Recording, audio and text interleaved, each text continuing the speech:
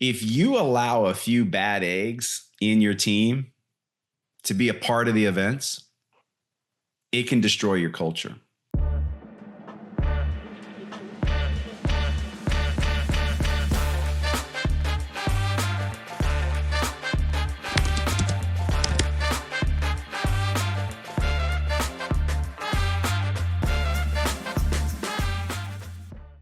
Hey, welcome back, everyone, to the Freedom Factory. It is incredible to get to do this with each one of you every week. As some of you may know, we've been doing this over a year. There's over 60, 65 episodes now, maybe a little even more than that, maybe getting close to 70 episodes.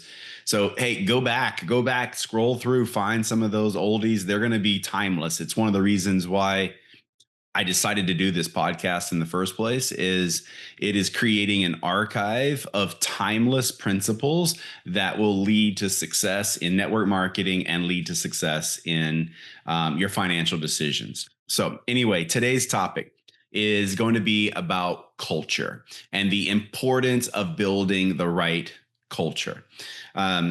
Big companies, the first time I heard about this was with Apple computers. And the culture that Steve Jobs built there, love Apple or hate Apple. Let's please not, go down that road. Steve Jobs created a culture, an atmosphere at the office that people would prefer to stay at the office and work than go home. Now think about your network marketing business. Would you like to have a culture that people prefer to be in your meetings and your trainings more than they wanted to be at home or doing other things? And that tells you you're on to something. Now, of course, they did a bunch of things. And I don't know the story very well, but anyway, maybe go do some research on the culture he built. But the culture is important. Some could argue that in network marketing, the culture is more important than the compensation. And I could go along with that because we know the vast majority of people that join a network marketing opportunity, they don't treat it like a business. They treat it like a hobby, and that's okay. If you want hobby, part-time money, right? Most people's hobbies cost money. And so it's a little confusing there to say it that way. But if you want part-time money, that's awesome, because how cool is it that you can earn part-time money from your cell phone without a boss, without a uniform, without having to drive and spend your money on gas and in traffic and all that junk? You literally can build a part-time income with a cell phone that you already have. How incredible. But the people who do want to build an income, it's there as well. Now, back to the people who are just doing it part-time. A lot of those people will stick around for years and years and years, earning, just a few $100s or maybe $1,000 a month because of the environment they get to be in, the culture that they get to be in. Think about it. All day long, they're in tough pressure situations where they're not being recognized for their efforts. The polar opposite in a network marketing opportunity where you have the right culture, you're being recognized for your efforts. I mean, I know for me, it was one of the things at first that just caught me off guard, because as an adult, I joined my network marketing company when I was 37. And so by the time you leave home and you get into the real world, it's never enough. Like when you're at home, people are telling you you're doing a good job. When you leave and you get into the real world, the boss, the employees, it's like, it's never enough. You got to do better. You got to do better. It's never enough. It's never enough. No recognition, no appreciation for what you're doing. Just come back and do it bigger and better next week and we'll pay you. In network marketing, it's the opposite of that. If you have the right culture, recognition is high on the priorities. Making people feel seen, feel heard, appreciated is high in what a good team does. And so I want to talk to you guys today about ways that you guys can build culture in your network marketing opportunity. There's a number of ways to do it. So let's talk about online or in your Facebook group. So inside Facebook groups, a lot of teams have team Facebook groups, is a great place to build culture. It's a place where you can start to establish the identity of your team. And every team's a little bit different. I had a conversation with a leader this week, and it seems around $200,000 in sales. When a leader gets to about $200,000 in sales, they tend to start to lose a little bit of the influence in their organization. And it's about at that point where sometimes they start to break off, do their own things. And that's to be expected, right? It's to be expected because those leaders may have a little bit different nuance to them in the way they want to lead their organizations. It could be geographically where they live. It could be the age demographics. You know, if the core leaders in their 30s, at some point you're going to bring an organization in that's in their 50s and 60s, and they're going to have a little bit different view on life, a little bit different priorities on life, and a different type, like quote unquote subculture, right? And so they're going to go off and do something a little bit different, which is honestly, if you're a leader of a big organization, it's what you want. Like, that's what I want in my organization. It's the environment we foster, is where people feel free to lead their organizations. Like, I try really hard to build leadership in my organization, which means they feel free, they feel empowered to go lead their organizations and have kind of their own culture. Some teams have a real strong Christianity culture. Some that's not so important. Sometimes based on well, it's a number of things. Okay, you can have different cultures, and it's really important that you get this identity, because once you have it, it's attractive to other people. So you can do this inside your Facebook groups. Another place that you can do it is in the weekly calls. I know that we do a weekly huddle. I don't know if you guys can hear my dog over there. You guys know Bentley by now. I'm recording this at a very active time for the doorbell. So anyway, on our Zooms, our huddle, we put a big emphasis on the culture inside that organization. In fact, we have 7 core values that we share. One of those core values is that we lead with kindness. Another one of the core values is that all have the availability for impact, right? There's this open door policy in our team that we want you to feel empowered. We want you to have an impact.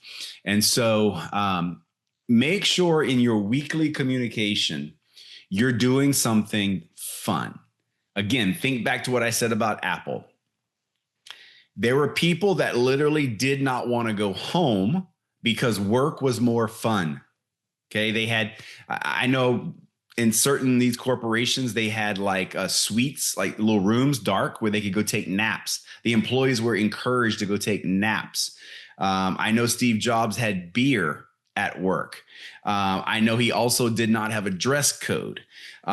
So I'm not telling you that's the type of things you need to do to build culture. I'm just saying it was successful for them. Okay, so let's go back now to your team.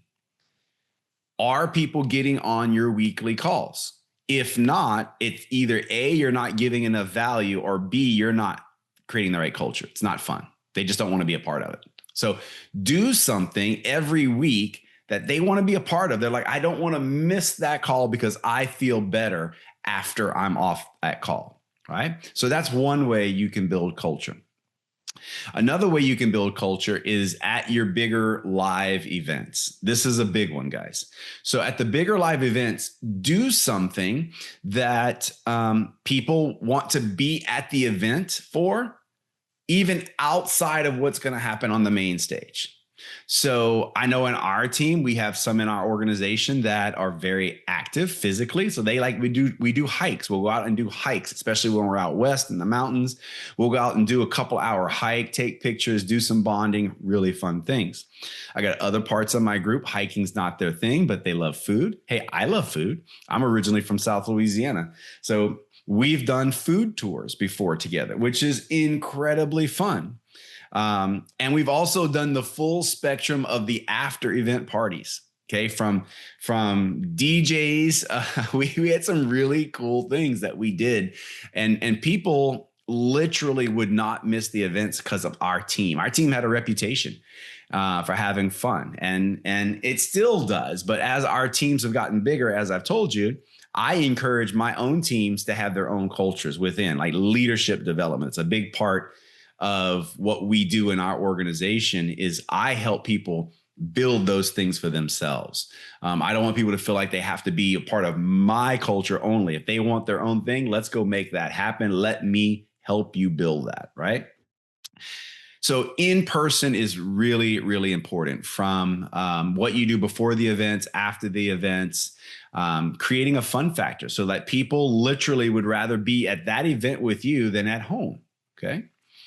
And I will say that the other way, and probably the strongest way you're going to build culture, is one-on-one. And it's built around trust. Trust is and culture are not the same things. However, they do cross. And so I will tell you that if you really want to build the right culture, you build trust in your leaders one-on-one. And be open with them, be honest with them, be transparent with them about what this business is and some of the struggles that you've gone through. Document when you guys fail, and you all should fail, because if you're not failing, you're not trying. Document the failure, document what you did to fix it, and share that in your team. That creates a really, really strong culture, guys, where people feel like they don't have to be perfect. They feel like they can do what you do because now they know you've made mistakes. I can't tell you how many times I've said something and people say, "Oh, I'm so glad you said that because I didn't think that happened to you." And I'm like, really? Like, really?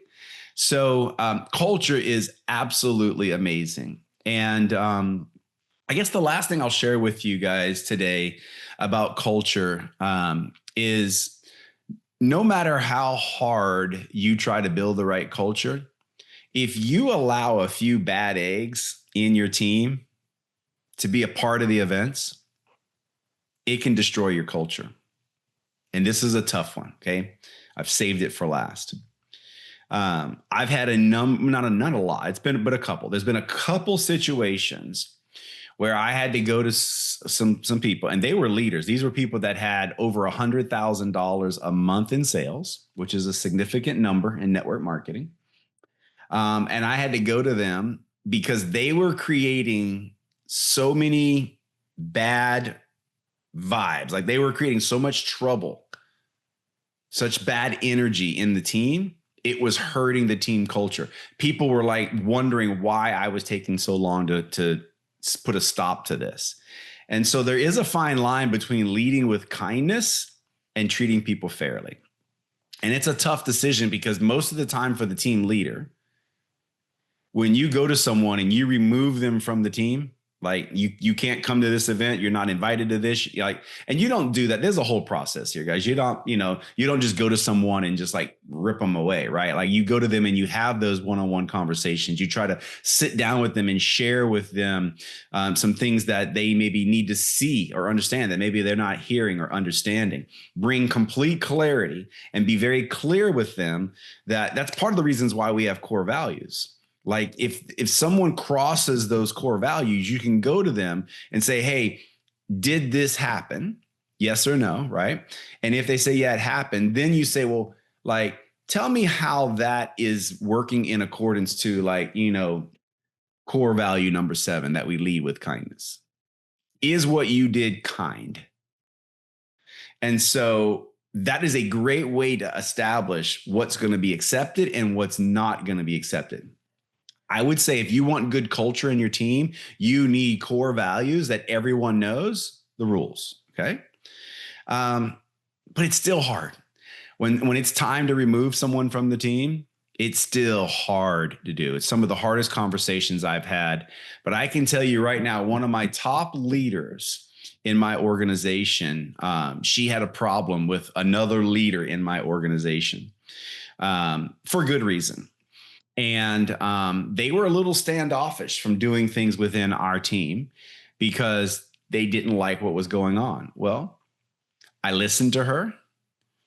I talked to this other person, and the decision was made to remove this other person from trainings, meetings, the whole thing, right? You can't, I'm not saying we could take them out of the company. Well, I'm not the lawyers. I'm not policies and procedures, but we did run the team with our other leaders.